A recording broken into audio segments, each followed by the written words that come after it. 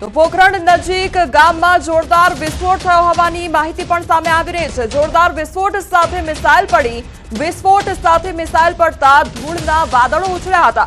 વિસ્ફોટ થતા જ લોકો પોતાના ઘરની બહાર નીકળી ગયા તો કોઈ પણ પ્રકારની જાનહાનિ સર્જાઈ નથી। તો વિસ્ફોટ સર્જાયો અને આસપાસ ધૂળની ડમરીઓ ઉડી હોય તે પ્રકારની પરિસ્થિતિ સર્જાઈ ગઈ હતી, પરંતુ કોઈ પણ પ્રકારની જાનહાનિ સર્જાઈ નથી। પરંતુ વિસ્ફોટ થવાને કારણે જે આસપાસના લોકો હતા તેમાં ડરનો માહોલ સર્જાઈ ગયો હતો।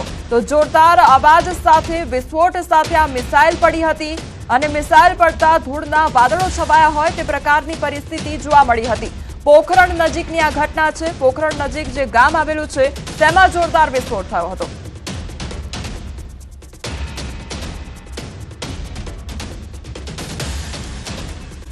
રાત્રિના સમયગાળા દરમિયાન જે પાકિસ્તાનના એરબેઝ છે, જે 4 એરબેઝ છે તેનો ખાત્મો કરવામાં આવ્યો હતો, કારણ કે પાકિસ્તાન તરફથી સતત હુમલા થઈ રહ્યા હતા અને એનો આ જડબાતોડ જવાબ આપવામાં આવ્યો છે। જે ચકલાવા ખાતે જે એરબેઝ છે તેને ધ્વસ્ત કરવામાં આવ્યો, શોરકોટ તેમજ રાવલપિંડી અને રહીમિયાર વિસ્તારમાં જે એરબેઝ આવેલો છે તે ધ્વસ્ત કરવામાં આવ્યો છે। એટલે પાકિસ્તાનના જે 4 એરબેઝ છે તેને તોડી પાડવામાં આવ્યા છે। ત્યાં આગળ હુમલા કરવામાં આવ્યા અને ભારત તરફથી જડબાતોડ જવાબ આપવામાં આવ્યો છે, કારણ કે સતત પાકિસ્તાન તરફથી જે ડ્રોન હુમલા થઈ રહ્યા હતા, 3 દિવસમાં લગભગ 700 ડ્રોન વડે હુમલા કરવામાં આવ્યા છે।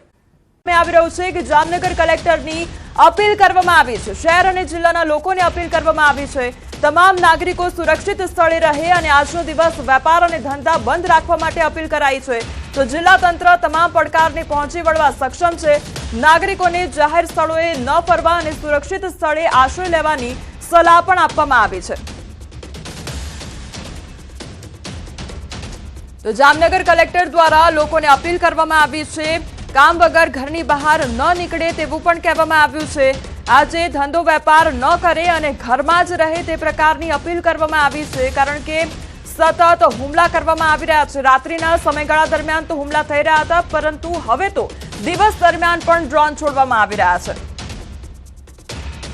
એરફોર્સ સ્ટેશન જામનગર તરફથી મળેલી આગાહી અને વોર્નિંગના અનુસંધાને અત્યારે જામનગર શહેરમાં અને જામનગર જિલ્લામાં આપતકાલીન સ્થિતિનું નિર્માણ થઈ રહ્યું છે અને એ બાબતની સાયરન પણ વગાડવામાં આવી છે।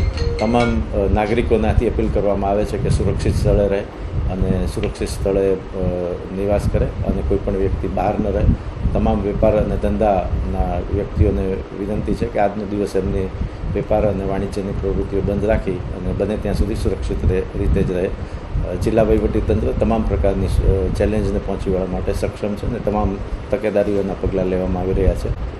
એરપોર્ટ વિશે જો વાત કરવામાં આવે તો કયા કયા એરપોર્ટ બંધ રહેશે તે પણ જાણવું એટલું જરૂરી બની જાય છે, કારણ કે 32 જે એરપોર્ટ છે તે હાઈ એલર્ટ પર છે અને મહત્વનો નિર્ણય લેવામાં આવ્યો છે। જે 32 એરપોર્ટ છે તે હાઈ એલર્ટ પર છે અને કયા એ 32 એરપોર્ટ છે તેના પર નજર કરી લઈએ તો આદમપુર, અંબાલા, અમૃતસર, અવંતીપોર, બઠિંડા તેમજ ભુજ, બિકાનેર, ચંદીગઢ, હલવારા, હિંડન, જેસલમેર, જમ્મુ તેમજ જામનગર, જોધપુર, કંડલા અને કાંગડા આ તમામ વિસ્તારના જે એરપોર્ટ છે તે અત્યારે બંધ રાખવામાં આવ્યા છે। કેશોદ, કિશનગઢ તેમજ કુલ્લુ મનાલી, લેહ, લુધિયાણા, મુન્દ્રા, નલિયા, પઠાનકોટ, પટિયાલા, પોરબંદર, રાજકોટ, સરસાવા, શિમલા, શ્રીનગર, થોઈસ અને ઉત્તરલાઈ આ તમામ એ વિસ્તાર છે કે જ્યાં આગળ જે એરપોર્ટ આવેલા છે તે અત્યારે બંધ કરી દેવામાં આવ્યા છે અને આગામી સમયમાં જ્યાં સુધી સૂચના ન મળે ત્યાં સુધી આ એરપોર્ટ બંધ રાખવામાં આવશે, કારણ કે ખૂબ જ સંવેદનશીલ વિસ્તારો છે આ અને સરહદીય વિસ્તારો છે, તેના કારણે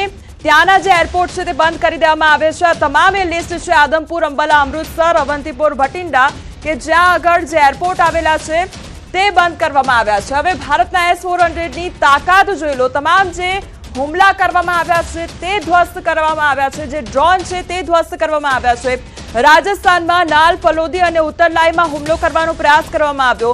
ગુજરાતની વાત કરવામાં આવે તો ત્યાં આગળ ભુજમાં હુમલો કરવાનો પ્રયાસ કરવામાં આવ્યો। જમ્મુ કાશ્મીરમાં અવંતીપોરા, શ્રીનગર અને જમ્મુમાં હુમલો થયો। પંજાબમાં પઠાણકોટ, અમૃતસર તેમજ કપૂરથલામાં પણ હુમલો કરવામાં આવ્યો। રાજસ્થાનમાં નાલ, ફલોદી, ઉત્તરલાઈમાં હુમલો કરવાનો પ્રયાસ, તો ગુજરાતમાં ભુજમાં હુમલો કરવાનો પ્રયાસ કરવામાં આવ્યો, પરંતુ તમામ ડ્રોન તોડી પાડવામાં આવ્યા છે। હવે મોડી રાત્રે પાકિસ્તાનમાં પણ બ્લાસ્ટ થયા હતા અને એરબેઝ ધ્વસ્ત કરવામાં આવ્યા હતા આપણા તરફથી. એના પર નજર કરી લઈએ તો રાવલપિંડીનો જે નૂર ખાન એરબેઝ છે તે ધ્વસ્ત કરવામાં આવ્યો. શોરકોટ રફીફી એરબેઝ જે છે તે ધ્વસ્ત કરી દેવામાં આવ્યો. તો ચકવાલનો મુરીદ એરબેઝ છે તે પણ ધ્વસ્ત કરવામાં આવ્યો છે. આ 3 જે એરબેઝ છે તે ભારત દ્વારા ધ્વસ્ત કરી દેવામાં આવ્યા છે, કારણ કે સતત પાકિસ્તાન તરફથી હુમલા થઈ રહ્યા છે અને એનો આ જડબાતોડ જવાબ આપણી સેના દ્વારા આપવામાં આવ્યો છે. પાકિસ્તાનના જે આ 3 એરબેઝ છે તે ધ્વસ્ત કરવામાં આવ્યા છે. રાવલપિંડીનો નૂર ખાન એરબેઝ, શોરકોટનો રફીફી એરબેઝ અને ચકવાલનો પણ એરબેઝ છે તે હાલ ધ્વસ્ત કરી દેવામાં આવ્યો છે. તો તણાવ વચ્ચે રેલવે વિભાગ દ્વારા મહત્વનો નિર્ણય લેવામાં આવ્યો છે. મોટો નિર્ણય લેવાયો છે. પાકિસ્તાન સરહદ નજીકમાં રાત્રે કોઈ પણ ટ્રેન પસાર નહીં થાય. નિર્ણયથી 15 થી વધુ ટ્રેનો પ્રભાવિત થશે. તો દિવસ દરમિયાન ખાસ ટ્રેનો દોડાવવામાં આવશે. દિવસ દરમિયાન ખાસ ટ્રેનો દોડાવવામાં આવશે અને રાત્રિના સમયગાળા દરમિયાન જે પણ સરહદીય વિસ્તાર છે ત્યાંથી ટ્રેન પસાર કરવામાં નહીં આવે. તણાવ વચ્ચે રેલવે વિભાગ દ્વારા આ સૌથી મહત્વનો નિર્ણય. પાકિસ્તાની સરહદ નજીકમાં રાત્રિના સમયગાળા દરમિયાન ટ્રેનો પસાર નહીં થાય. નિર્ણયથી 15 થી વધુ ટ્રેનો પ્રભાવિત પણ થશે. તો દિવસ દરમિયાન ખાસ ટ્રેનો દોડાવવામાં આવશે. તરફથી જે નાપાક પ્લાન ઘડવામાં આવી રહ્યા છે તે તમામ પ્લાન નિષ્ફળ નીવડી રહ્યા છે. પાકિસ્તાનના તમામ ઓપરેશનનો ખાતમો કરવામાં આવ્યો છે. તો જાબાજ ભારતીય સેનાનો પરચમ યથાવત જોવા મળી રહ્યો છે. પાકિસ્તાની ડ્રોન અને મિસાઇલો ધ્વસ્ત કરી દેવામાં આવી છે. તમામ મોરચે સેનાએ પાકિસ્તાનના જે હથિયારો છે તેનો સફાયો કર્યો છે. પાકિસ્તાનના ડ્રોન અને મિસાઇલનું સુરસુર્યું થઈ ગયું છે. તમામે તસવીરો જોઈ લો કે પહેલી તસવીર ઉપર નજર કરીએ તો જ્યાં આગળ ઉધમપુરના દ્રશ્યો સામે આવ્યા છે ત્યાં આગળ પણ ડ્રોનના ટુકડા જોવા મળ્યા છે.